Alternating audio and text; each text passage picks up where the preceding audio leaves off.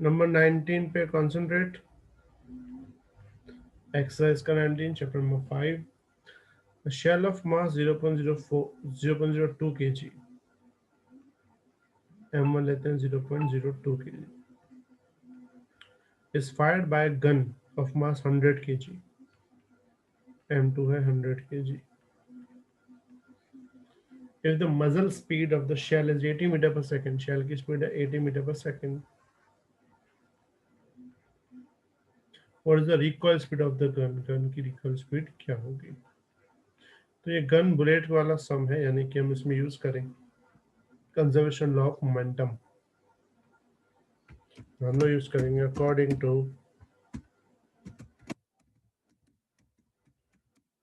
Conservation law of momentum.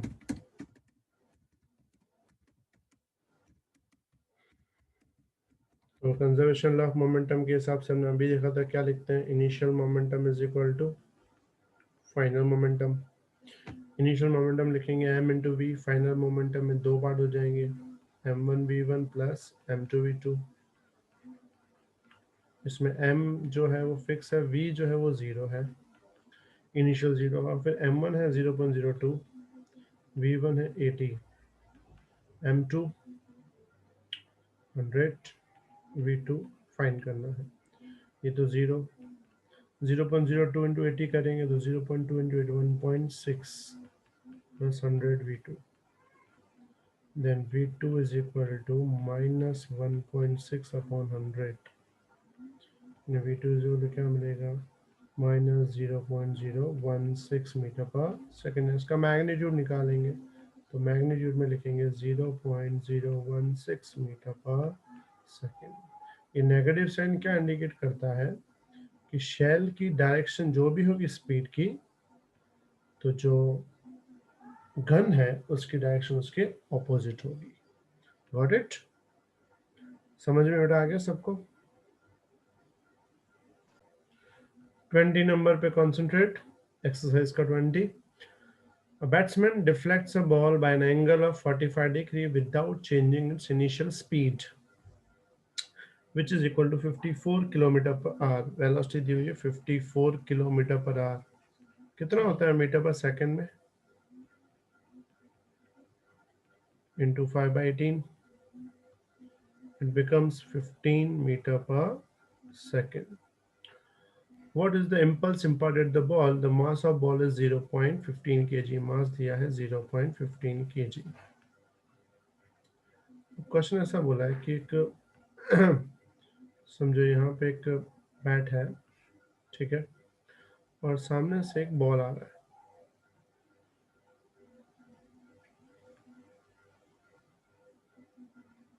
ठीक है, ये बॉल है, ये पहले इस तरफ इम्पार्ट हुआ, टच हुआ, बैट को टच हुआ, तो बैट ने क्या किया, इसको सेम स्पीड से लेकिन अलग डायरेक्शन, अलग मतलब सेम डायरेक्शन में रिपीट नहीं किया, उसको 45 एंगल पे छोड़ दिया,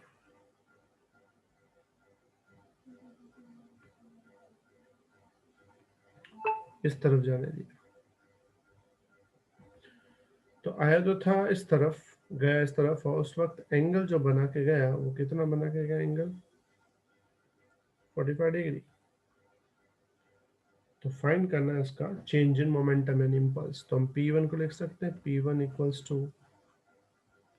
mv i कैप, क्योंकि ये एक्स एक्सिस होगा। तो जब जाएगा इस तरफ जाएगा तो मुझे बताओ P2 किस मतलब कौन से क्वाड्रेंट में होगा P2? तुम बोल सकते सेकंड क्वाड्रेंट में। सेकंड क्वाड्रेंट में क्या बनता है? Minus mv cos 45 i cap plus mv sin 45 j cap. क्योंकि 45 एंगल पे दो कंपोनेंट बनेंगे, तो दो कंपोनेंट में सेकंड क्वाड्रेंट में कॉस नेगेटिव होता है, साइन पॉजिटिव होता है। याद है सबको? Everyone clear? Yes sir. तो पहले यस इनिशियल मोमेंटम, तो इनिशियल मोमेंटम जो लिखेंगे वो लिखेंगे P1 equals to mvi cap, और फिर लिखेंगे फाइनल मोमेंटम, क्या लिखेंगे उसमें, P2 equals to minus mv cos 45 i cap plus mv sin 45 j cap. Got it. हमें फाइंड करना है इम्पल्स. इम्पल्स का मतलब होता है चेंज इन मोमेंटम. ठीक है, तो चेंज इन मोमेंटम करेंगे dp. dp is equal to क्या लिखेंगे, p2 माइनस p1. अगर p2 माइनस p1 कर तो सब में एक चीज तो कॉमन आएगी, m इंटू v. अंदर क्या बचेगा, पहले बचेगा -1/√2 i कैप. ठीक है, फिर बचेगा 1/√2 j कैप, फिर बचेगा minus i cap. Got it. समझ में आ गया बेटा बात. Clear everyone. mv सेम, दो i वाले हैं तो उनमें माइनस कॉमन, तो मिलेगा 1 plus 1/√2 i cap plus 1/√2 j cap. समझ में आई बेटा यहाँ तक बात. किसी को डाउट? हाँ sir.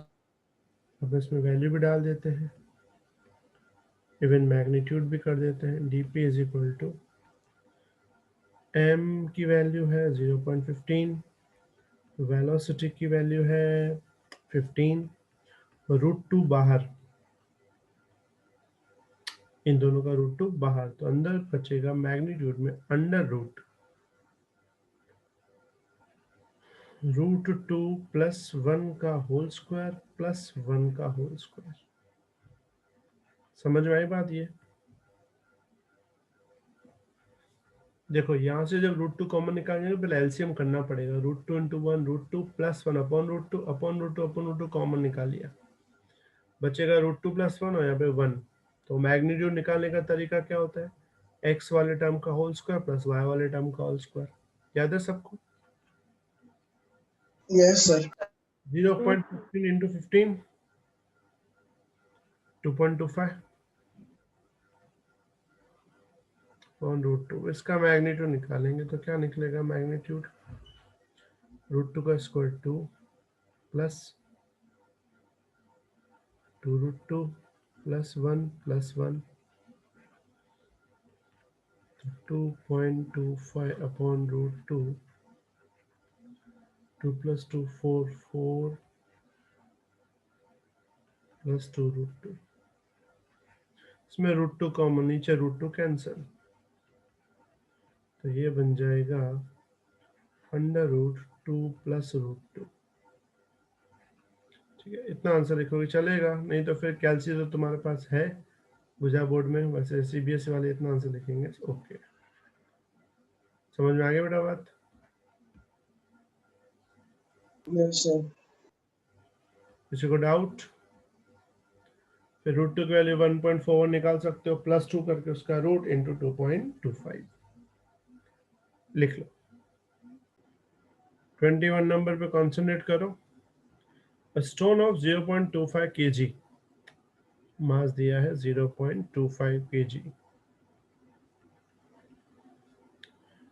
tied to the end of string is whirled round in a circle of radius 1.5 meter. Radius दिया है तुम्हें 1.5 metre with a speed of 40 revolution per minute. Speed दी हुई कितना, 40 रिवॉल्यूशन पर मिनट. ये लिखा ना आरईवी. आरईवी का मतलब होता है रिवॉल्यूशन अपॉन मिनट. रिवॉल्यूशन का मतलब होता है वन सर्कल कंप्लीटेड. तो तुम्हें पता है एक सर्कल में सरकमफ्रेंस कितना होता है, डिस्टेंस क्या होता है, 2 पाई यार और मिनट यानी 60 सेकंड में, तो ये कन्वर्ट हो जाएगा मीटर पर सेकंड में. What is the tension in the string, क्या फाइन करना हमको, टेंशन इन द स्ट्रिंग. तो ये कौन सा मोशन कर रहा है, circular motion. Here in circular motion the centripetal force is provided by tension force in the string। तो यहाँ पे जो टेंशन है वो सेंट्रीपेटल बन जाएगा।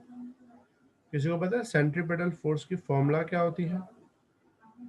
mv square by r। It's mv²/r। सो पहले v को यहाँ पे पहले हम सॉल्व कर देते हैं। देखो 0 0 तो कैंसिल हो जाएगा। 4 इंटू 2 इंटू 5 की जगह 3.14, रेडियस 1.5 अपॉन 6। इसको मैं सॉल्व करूँ तो 1.5 1 जा 1.5 4 4 4 कैंसल, 2 इंटू 3.14 6.28। ठीक है, ये इसमें डाल देंगे तो मास की जगह डालेंगे 0.25 kg। ठीक है, ये 0.25 kg इंटू वेलोसिटी डालेंगे 6.28 का स्क्वायर, और रेडियस कितना है 1.5। चलो सॉल्व करो, इसको कितना आ रहा है?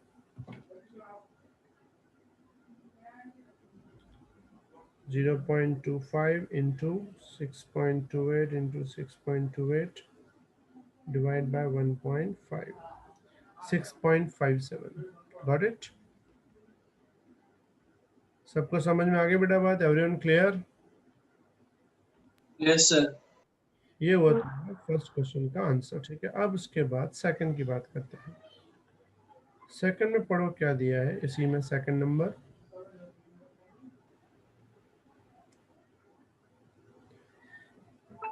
what is the maximum speed with which the stone can whirl around if the string can withstand a maximum tension of 200 Newton? यह बोला है कि जैसे हमने वेलोसिटी थी 40 रिवॉल्यूशन पर मिनट, तो उसमें टेंशन था 6.57, लेकिन यहाँ बोला है कि स्ट्रिंग है ना 6.57 नहीं, इवन 200 न्यूटन तक टेंशन को बेयर कर सकती है, सहन कर सकती है 200 न्यूटन। तो हम मैक्सिमम कितनी स्पीड से उसको घुमा सकते हैं? तो हम बोलेंगे फॉर मैक्सिमम स्पीड, अगर स्पीडों में क्या चाहिए मैक्सिमम, तो टेंशन में मैक्सिमम लेंगे। तो t max is equal to again mv²/r। अब हम इसमें v फाइंड करेंगे, तो v क्या मिलेगा तुम्हें? T max into r upon m उसका रूट। तो इसमें v एज इट इज, जो टी मैक्स है वो तो हमको दिया हुआ है, इट इज 200। ठीक है, रेडियस हमको पहले दिया है 1.5 और मास भी 0.25। इसको अगर हम सॉल्व करें तो ये हो जाएगा 2000 इंटू 15 अपॉन 25। ठीक है, और 25 हो जाएगा 80, तो ये हो जाएगा 80 इंटू 15। 80 इंटू 15 क्या होता है? इस 1200। अब हम 1200 का रूट करेंगे, क्या आएगा 1200 का रूट? 34.64। 34.64 मीटर पर सेकंड। ये आंसर मीटर पर सेकंड में है, लेकिन अगर हमें रिवॉल्यूशन पर मिनट में लाना हो तो क्या करना पड़ेगा? तो हमें करना पड़ेगा 34.64। यहाँ जो किया था ना इसका उल्टा, यहाँ हमने 2 पाई आर से मल्टीप्लाई 6 से डिवाइड किया था, यहाँ पे हम 60 से मल्टीप्लाई 2 पाई आर से डिवाइड करेंगे। तो 34.64 into 60 divide by 2 into 3.14 into radius, radius था 1.5। इसको अगर मैं सॉल्व करें 34.64 इंटू 60, ठीक है, divide by 2 divide by 3.14 divide by 1.5, it's 220 point something 0.6 revolution per minute। Got it? इसका मीनिंग ये हुआ कि जब उसकी स्पीड 40 रिवॉल्यूशन पर मिनट थी तो उसमें टेंशन 6.57 था, लेकिन अगर टेंशन 200 तक पहुंच जाए तो उसकी वेलोसिटी कितनी हो जाएगी? 220 रिवॉल्यूशन पर मिनट। अगर हमने 220.6 रिवॉल्यूशन पर मिनट से ज्यादा स्पीड कर दी तो स्ट्रिंग उतना टेंशन बियर, एक सेकेंड कहाँ गया, ओह शिट, एक सेकेंड,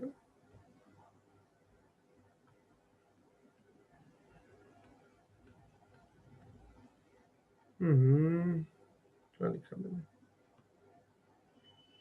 1 मिनट।